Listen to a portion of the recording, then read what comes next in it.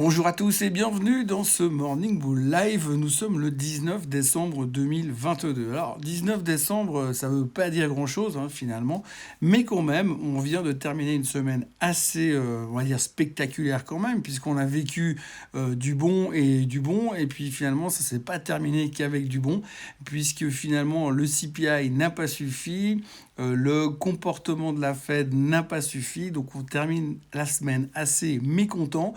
On entame une nouvelle semaine qui est un petit peu, on va dire quand même tronquée, même si c'est une vraie semaine de 5 jours.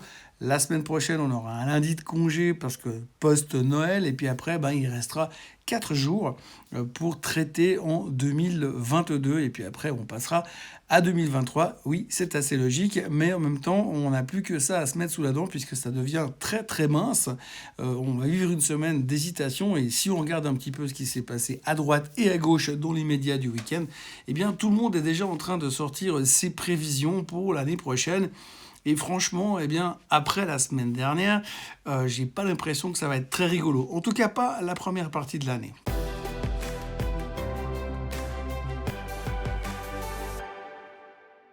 Alors bon, si on fait juste la récap de la semaine dernière, il faut quand même noter que finalement on a eu un bon chiffre du CPI puisqu'on est descendu à 7 points, en dessous des attentes.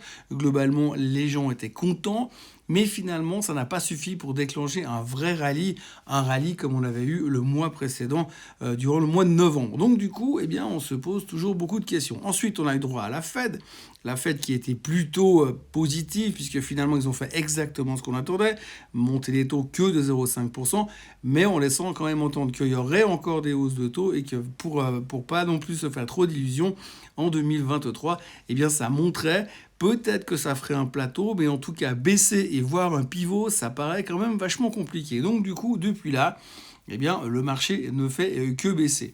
On le voit très clairement sur les graphiques en ce moment. Si vous regardez juste le S&P 500, on est en train de revenir assez logiquement en direction des lows de l'autre jour, autour des 3600 points sur le S&P. C'est un petit peu le target évident d'un point de vue purement technique. Le Nasdaq, si vous le regardez, c'est pire, puisqu'effectivement, dans ce genre de situation, on préfère toujours les titres un peu plus défensifs que les titres plus agressifs, les titres de croissance, qui ne sont pas vraiment à la mode avec des taux en train de monter. Donc dans cet environnement, on est en train de se poser plein de questions sur la suite des événements. Alors il est vrai que si on regarde juste la semaine qui nous attend, ça va être très compliqué, parce que pour l'instant, il faut déjà digérer la finale de la Coupe du Monde hier soir, puisqu'aujourd'hui, la moitié des journaux ne parlent que de ça de toute manière. Et puis après, il va falloir se reconcentrer sur qu'est-ce qui pourrait nous faire vibrer pendant ces prochains jours. Alors on va pas se le cacher, pas grand-chose, pas grand-chose, parce que oui, alors il y aura encore la Banque du Japon qui va parler cette semaine, mais ce serait une nouveauté que la Banque du Japon vienne nous faire bouger les marchés. Après, on a encore le PPI en Allemagne, on a l'IFO en Allemagne qui va sortir, mais on ne s'attend pas forcément à des surprises spectaculaires de ce côté-là, bien évidemment, puisqu'on est déjà tous concentrés sur qu'est-ce qui se passera l'année prochaine. Alors en attendant, on peut quand même noter 2-3 petits points. Je ne sais pas, j'ai vu par exemple le graphique de l'immobilier en Allemagne qui ressemble juste au début d'une inversement de tendance qui pourrait nous faire très très peur, et de se dire que finalement peut-être que le marché immobilier qui a relativement bien performé ces derniers temps en Allemagne pourrait se retourner de façon assez méchante, et on sait en général que quand l'immobilier va, tout va. Ce qui est aussi valable pour dire que quand l'immobilier ne va pas, rien ne va non plus. Après, il y a un autre chiffre qui est sorti aux États-Unis aussi ce week-end qui est assez rigolo, c'est le nombre de repossessions des voitures. Donc aux États-Unis, quand vous ne payez pas vos traites de crédit ou de leasing sur une voiture, la banque vient vous la rechercher directement avec une dépanneuse à la maison, et ce taux-là est en train de remonter à toute vitesse. En gros, ce qui s'est passé, c'est que durant la crise Covid avec les taux à zéro, tout le monde a sauté sur l'occasion de prendre un leasing, mais aujourd'hui, comme ça se complique un petit peu au niveau inflation, au niveau coût de la vie, au niveau loyer des appartements, les gens tout d'un coup se retrouvent un petit peu empruntés, donc ils ne payent plus les traites des voitures, donc on vient leur reprendre leur voiture, et c'est aussi un signe comme quoi l'économie est en train de ralentir, et l'économie est en train potentiellement de basculer en récession. Alors parce que, on va pas se le cacher, aujourd'hui la récession c'est clairement le thème du moment.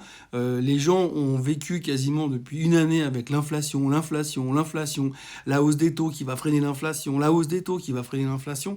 Et puis là tout d'un coup on se retrouve avec la récession. Comment va-t-elle arriver? À quel moment va-t-elle vraiment arriver? Puisqu'on a eu effectivement des commentaires de la part de M. Powell, encore lui la semaine dernière, qui disait qu'il y avait quasiment aucune certitude qu'il y aurait une récession, que personne ne pouvait le savoir. savoir. Néanmoins, il y a quand même 2-3 signes qui sont en train, je dirais, de ne pas tromper sur le fait qu'au bout d'un moment, ça risque quand même de ralentir. Et est-ce que réellement la Fed aurait ce pouvoir de freiner sa hausse des taux, voire l'arrêter, voire inverser la tendance pour commencer à baisser les taux pour empêcher cette récession? Il n'y a rien de moins sûr en tous les cas pour le moment.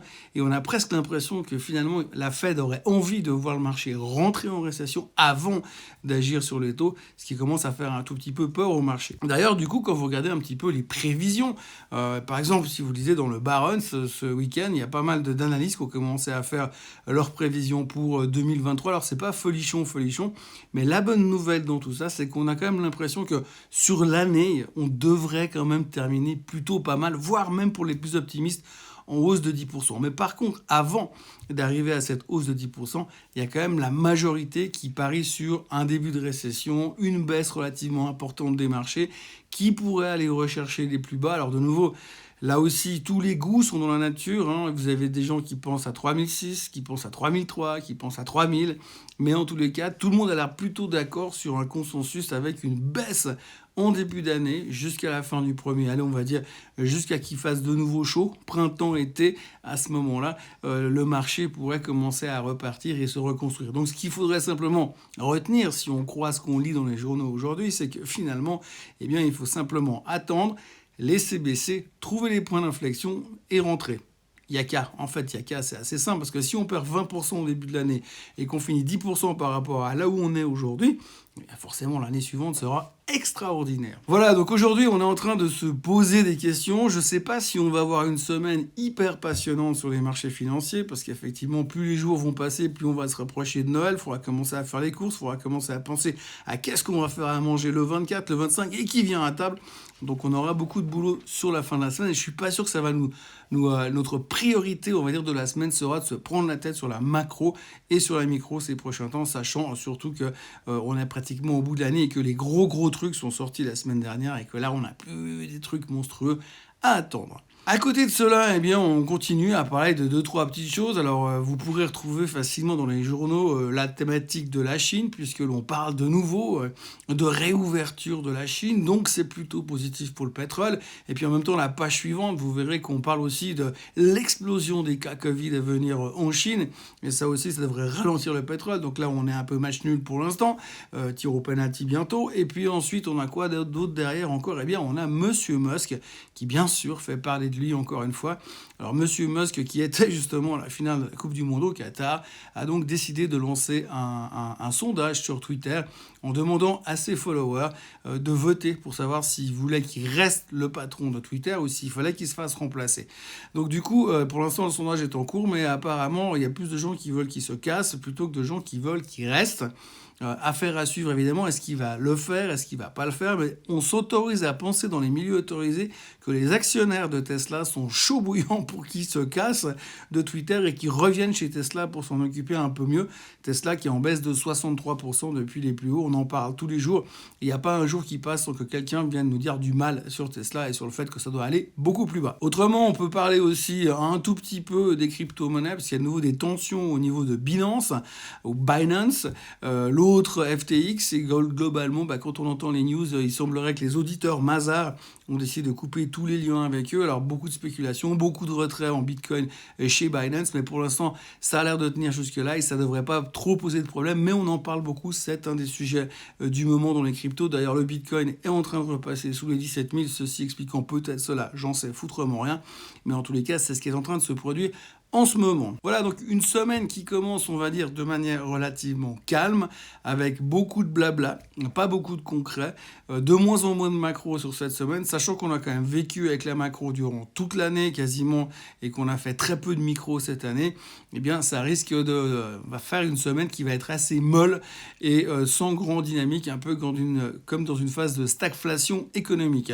On notera encore qu'il y a quand même 2-3 articles positifs sur le secteur des semi-conducteurs, où on entend de plus en plus de stratégistes qui commencent à monter des positions pour l'année prochaine. Alors c'est difficile de trouver le bottom dans cette stratégie, surtout que quand on regarde la configuration du SOX, c'est jamais très agréable et très encourageant là tout de suite. Mais néanmoins, c'est un secteur où il faudra être dedans si ça repart à un moment ou à un autre. Il y a beaucoup de noms qui sont cités, hein, des AMD, des Nvidia, etc. Mais globalement, peut-être pour ceux qui veulent jouer cette thématique, n'oubliez jamais qu'il y a le SMH qui vous permet de jouer toute la stratégie dans sa globalité. Mais on en parle gentiment parce que finalement, on sait toujours que finalement le secteur des semi-conducteurs est un petit peu en avance sur le cycle économique. Et si on part dans une descente aux enfers durant les 6 prochains mois, mais que ça repart en juin, eh bien peut-être que c'est par là autour, en janvier, qu'il faudra commencer à observer les semi-conducteurs. Voilà ce qu'on pouvait raconter aujourd'hui. C'est lundi, on sort d'une finale de Coupe du Monde, on sort d'une période où on a eu beaucoup de chiffres économiques. Il va falloir digérer un petit peu et n'oubliez pas que à la fin de la semaine, c'est Noël, lundi prochain, c'est fermé et après, ce sera bientôt 2023.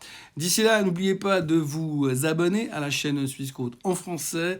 N'oubliez pas de revenir demain pour un nouveau Morning Bull Live. Et puis d'ici là, passez une excellente journée et puis à demain. Bye bye.